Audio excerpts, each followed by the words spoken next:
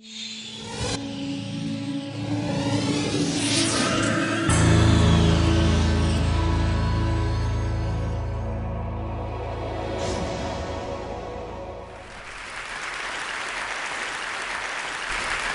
else.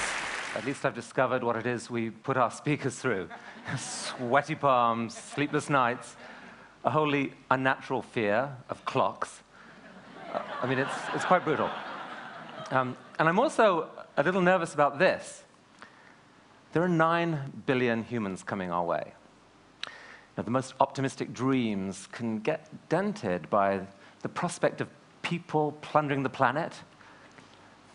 But recently, I've become intrigued by a different way of thinking of large human crowds, because there are circumstances where they can do something really cool. It's a phenomenon that I think any organization or individual can tap into. It's certainly impacted the way we think about TED's future and perhaps the world's future overall. So let's explore. The story starts with just a single person, a child, behaving a little strangely. This kid's known online as a little demon. He's doing tricks here, dance tricks, that probably no 6-year-old in history ever managed before. How did he learn them? And what drove him to spend the hundreds of hours of practice this must have taken? Here's a clue. Ryan Bandy, step your game up, oh! Step your game up, oh! So that was sent me by this man, a filmmaker, Jonathan Chu, who told me that was the moment he realized the internet was causing dance to evolve. This is what he said at TED in February. I mean, in essence, dancers were challenging each other online to get better. Incredible new dance skills were being invented. Even the 6-year-olds were joining in. I mean, it felt like a revolution. And so John had a brilliant idea. He went out to recruit the best of the best dancers off of YouTube to create this dance troupe, the League of Extraordinary Dancers, the LXD. I mean, these kids were web-taught, but they were so good, they got to play the Oscars this year. And at TED here in February, their passion and brilliance just took our breath away. So this story of the evolution of dance seems strangely familiar. You know, a while after TED Talks started taking off, we noticed that speakers were starting to spend a lot more time in preparation.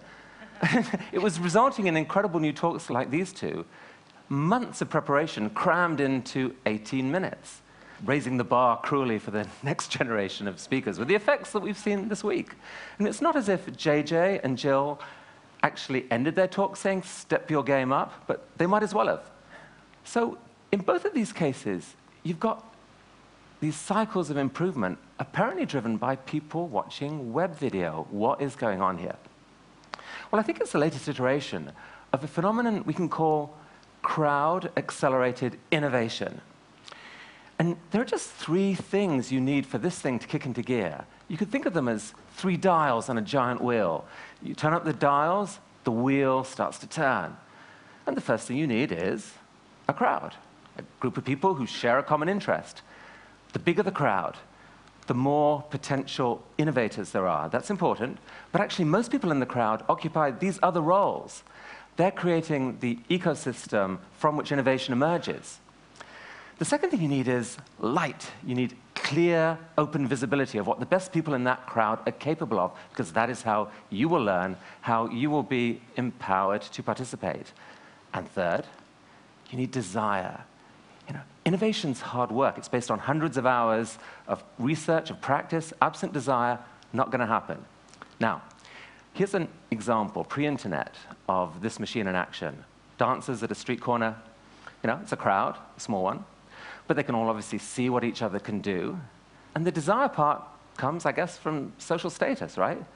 Best dancer walks tall, gets the best date. There's probably going to be some innovation happening here. But on the web, all 3 dials are ratcheted right up. The dance community is now global. There's millions connected. And amazingly, you can still see what the best can do. Because the crowd itself shines a light on them, either directly through comments, ratings, email, Facebook, Twitter, you know, or indirectly through numbers of views, through links that point Google there. So it's easy to find the good stuff. And when you found it, you can watch it in close-up repeatedly and read what hundreds of people have written about it. That's a lot of light. But the desire element is really, dialed way up. I mean, you might just be a kid with a webcam, but if you can do something that goes viral, you get to be seen by the equivalent of sports stadiums crammed with people. You get hundreds of strangers writing excitedly about you. And even if it's not that eloquent, and it's not, it can still really make your day. So this possibility of a new type of global recognition, I think is driving huge amounts of effort. And it's important to note that it's not just the stars who are benefiting. Because you can see the best, everyone can learn. Also, the system is self-fueling. It's the crowd that shines the light and fuels the desire. But the light and desire are a lethal 1-2 combination that attract new people to the crowd. So this is a model that pretty much any organization could use to try and nurture its own cycle of crowd-accelerated innovation. Invite the crowd, let in the light, dial up the desire. And the hardest part about that is probably the light, because it means you have to open up. You have to show your stuff to the world. It's by giving away what you think is your deepest secret that maybe millions of people are empowered to help improve it. And very happily, there's one class of people who really can't make use of this tool. The dark side of the web is allergic to the light. I don't think we're going to see terrorists, for example, publishing their plans online and saying to the world, please, could you help us to actually make them work this time? But you can publish your stuff online, and if you can get that wheel to turn, look out. So at TED, we've become a little obsessed with this idea of openness. In fact, my colleague June Cohen's taken to calling it radical openness, because it works for us each time. We opened up our talks to the world, and suddenly there are millions of people out there helping spread our speakers' ideas, and thereby making it easier for us to recruit and motivate the next generation of speakers. By opening up our translation program, thousands of heroic volunteers, some of them watching online right now, and thank you, have translated our talks into more than 70 languages, thereby tripling our viewership in non-English speaking countries. By giving away our TEDx brand, we suddenly have 1,000+ live experiments in the art of spreading ideas. And these organizers, they're seeing each other, they're learning from each other. We are learning from them. We're getting great talks back from them. The wheel is turning. Okay, step back a minute. I mean, it's really not news for me to tell you that innovation emerges out of groups. We've heard that this week. This romantic notion of the lone genius with a eureka moment that changes the world is misleading. Even he said that, and he would know. We're a social species. We spark off each other. It's also not news to say that the internet has accelerated innovation. For the past 15 years, powerful communities have been connecting online, sparking off each other. If you take programmers, the whole open source movement is a fantastic instance of crowd-accelerated innovation. But what's key here is that the reason these groups have been able to connect is because their work output is of the type that can be easily shared digitally. A picture, music file, software. And that's why, what I'm excited about, or what I think is underreported, is the significance of the rise of online video. This is the technology that's going to allow the rest of the world's talents to be shared digitally, thereby launching a whole new cycle of crowd-accelerated innovation. The first few years of the web were pretty much video-free. For this reason, video files are huge. The web couldn't handle them. But in the last 10 years, bandwidth has exploded 100-fold. Suddenly, here we are. Humanity watches 80 million hours of YouTube every day. Cisco actually estimates that within 4 years, more than 90% of the web's data will be video. If it's all puppies, porn, and piracy, we're doomed. I don't think it will be. Video is high bandwidth for a reason. It packs a huge amount of data, and our brains are uniquely wired to decode it. Here, let me introduce you to Sam Haber. He's a unicyclist. Before YouTube, there was no way for him to discover his sport's true potential. Because you can't communicate this stuff in words, right? But looking at video clips posted by strangers, a world of possibility opens up for him. Suddenly he starts to emulate and then to innovate, and a global community of unicyclists discover each other online, inspire each other to greatness. And there are thousands of other examples of this happening, of video-driven evolution of skills, ranging from the physical to the artful. And I have to tell you, as a former publisher of hobbyist magazines, I find this strangely beautiful. I mean, there's a lot of passion right here on this screen. But if Rube Goldberg machines and video poetry aren't quite your cup of tea, how about this? Jove is a website that was founded to encourage scientists to publish their peer-reviewed research on video. There's a problem with a traditional scientific paper. It can take months for a scientist in another lab to figure out how to replicate the experiments that are described in print. Here's one such frustrated scientist, Moshe Pritzker, the founder of Jove. He told me that the world's wasting billions of dollars on this. But look at this video. I mean, look, if you can show, instead of just describing, that problem goes away. So it's not far-fetched to say that at some point, online video is going to dramatically accelerate scientific advance. Here's another example that's close to our hearts at TED, where video is sometimes more powerful than print, the sharing of an idea. Why do people like watching TED Talks? All those ideas are already out there in print. It's actually faster to read than to view. Why would someone bother? Well, obviously there's some showing as well as telling. But even leaving the screen out of it, there's still a lot more being transferred than just words. And it's in that nonverbal portion, there's some serious magic. Somewhere hidden in the physical gestures, the vocal cadence, the facial expressions, the eye contact, the passion, the kind of awkward British body language, the sense of how the audience are reacting. There are hundreds of subconscious clues that go to how well you will understand and whether you are inspired. Light, if you like, and desire. Incredibly, all of this can be communicated on just a few square inches of a screen. Reading and writing are actually relatively recent inventions.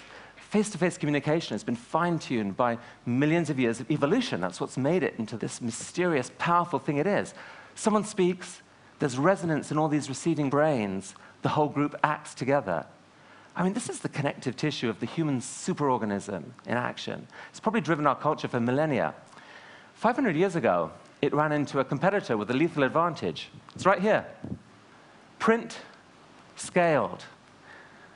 The world's ambitious innovators and influencers now could get their ideas to spread far and wide. And so, the art of the spoken word pretty much withered on the vine.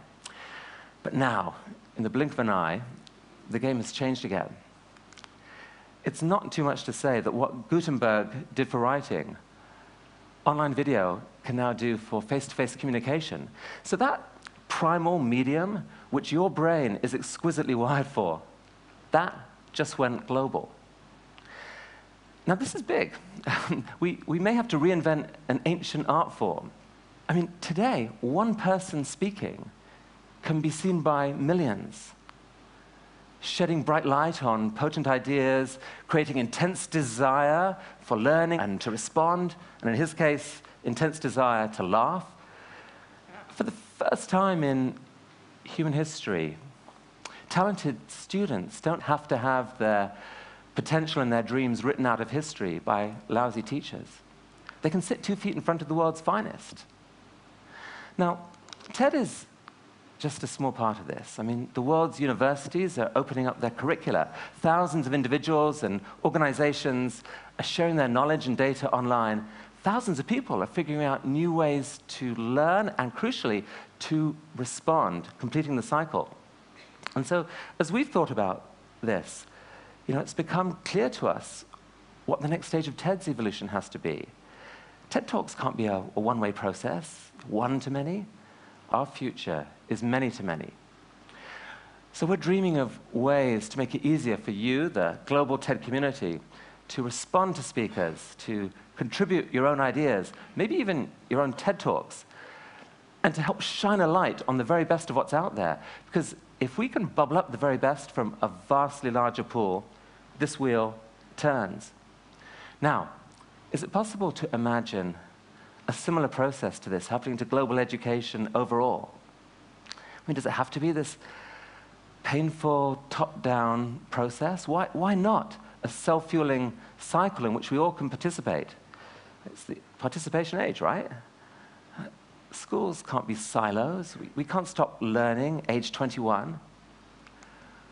What if, in the coming crowd of 9 billion, what if that crowd could learn enough to be net contributors instead of net plunderers? That changes everything, right? I mean, that would take more teachers than we've ever had. But the good news is, they are out there. They're in the crowd, and the crowd is switching on lights, and we can see them for the first time, not as an undifferentiated mass of strangers, but as individuals we can learn from. Who's the teacher? You're the teacher. You're part of the crowd that may be about to launch the biggest learning cycle in human history, a cycle capable of carrying all of us to a smarter, wiser, more beautiful place. Here's a group of kids in a village in Pakistan, near where I grew up. Within 5 years, each of these kids is going to have access to a cell phone capable of full-on web video and capable of uploading video to the web. I mean, is it crazy to think that this girl on the back at the right, in 15 years, might be sharing the idea that keeps the world beautiful for your grandchildren? It's not crazy. It's actually happening right now. I want to introduce you to a good friend of Ted who just happens to live in Africa's biggest shantytown. Hi, my name is Christopher Macau. I'm one of the organizers of TEDx Kibera. There are so many good things which are happening right here in Kibera. There is a self-help group. They have turned a trash place into a garden. The same spot, it was a crime spot whereby people were being robbed. They are using the same trash to form green manure. The same trash site is feeding more than 30 families. We have our own film school. They are using flip cameras to record, edit, and reporting to their own channel, Kibera TV. Because of scarcity of land, we are using the sacks to grow vegetables and also able to save on the cost of living. Changes happens when we see things in a different way. Today, I see Kibera in a different way. My message to TED Global and the entire world is Kibera is a hotbed of innovation and ideas.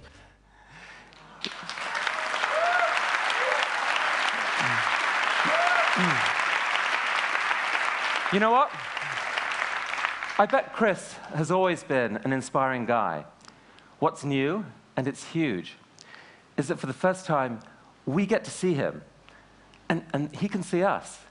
Right now, Chris and Kevin and Dennis and Dixon and their friends are watching us in Nairobi right now. Guys, we've learned from you today. Thank you, and thank you.